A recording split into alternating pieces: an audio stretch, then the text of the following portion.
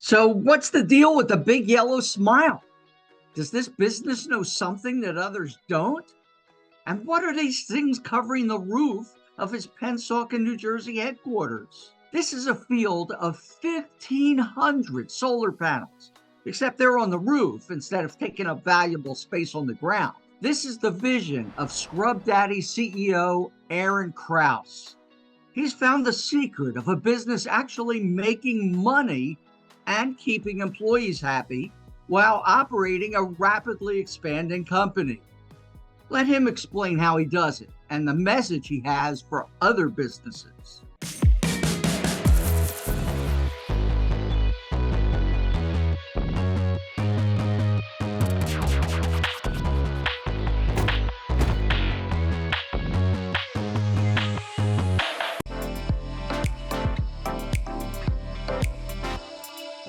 This is our reception, and it's a highlight of the company. It's a focal point. It's something that we want to emphasize, that we are green, that we are interested in helping the environment, and that we care about the environment. And that one way we can lead by example is by showing that these renewable energies, they're not just pie in the sky. They're real. You can put them into use right now, and it will actually save your company money, give your employees benefits, and help the environment. So you're optimistic that the technology and business leadership will help us limit the amount of carbon that goes up in the atmosphere? I'm extremely optimistic, but I'm also one of the people that doesn't believe it's going to be driven all by the private sector.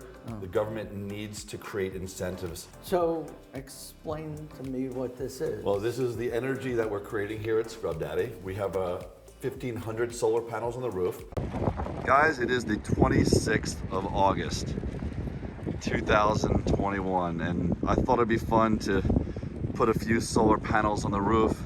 But this shows you daily how much energy we're producing. We can see weekly, monthly, lifetime. Right now we're producing 374 kilowatts, which is way more than we're actually utilizing, which means that it's feeding back into the grid. We're actually selling energy back into the grid.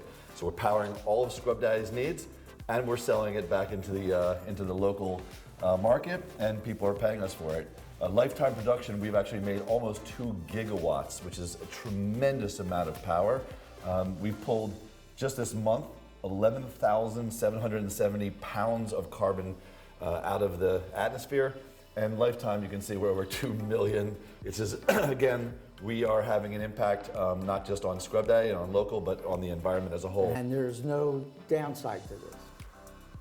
No, the only downside is when it's not sunny out, I get upset. But yeah, there's really no downside. There's no maintenance on them. They kind of wash and clean themselves.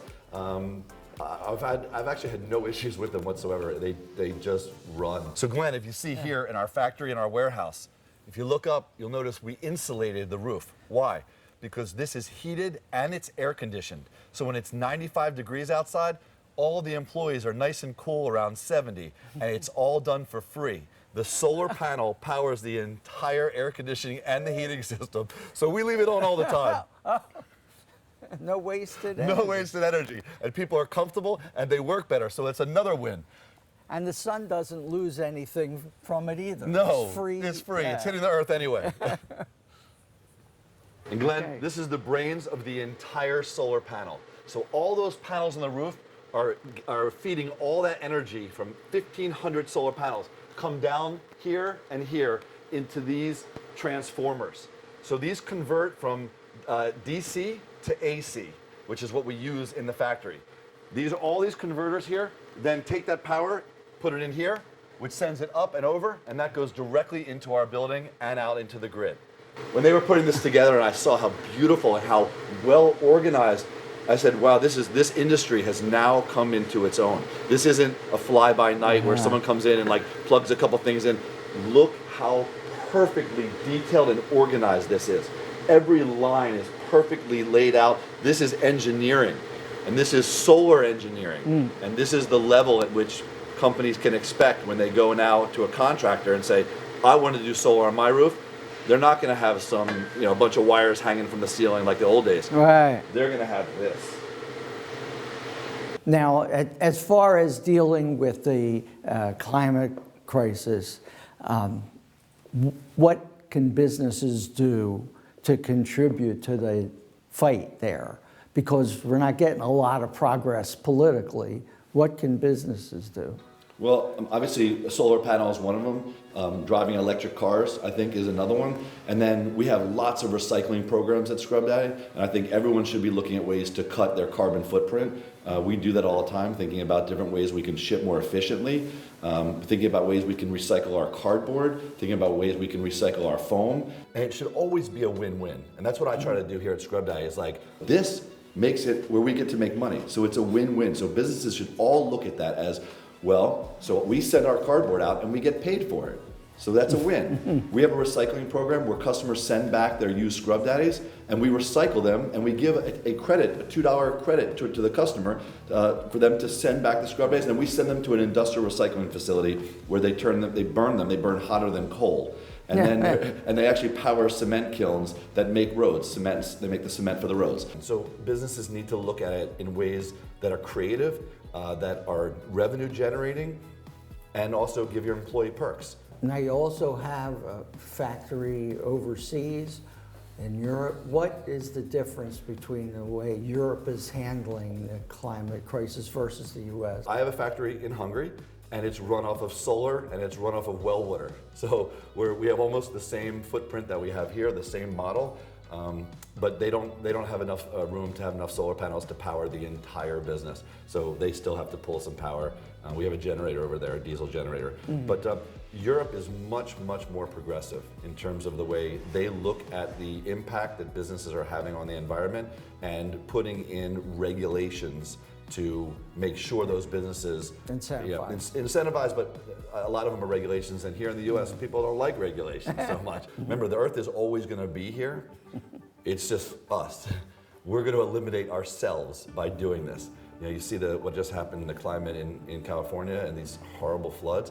This is us doing it. All over the world. This is us doing it to ourselves. So the earth doesn't really care. People are like, oh, we're ruining the earth. The earth has been here for billions of years and it's going to be here for billions more. It's just, do you care about your kids and their future generations? Because we need clean environment. We need clean drinking water. You know, we can't just keep polluting. So it is happening, and we have people have to come in and go, actually, no, you can't do that. I'm sorry, it's not great for business. We'll change the economy into something else. Like there will be all these new jobs will come out of electric cars, about battery technology, windmills, solar. Like it's a whole new world, and people have to embrace it. Right. That's why I call it a revolution. People have to embrace it. Change is difficult. Change is difficult. But it can be profitable too. It can be profitable and it can be fun. Look at, we got a smiley face wall. It seems easy, and in a way it is.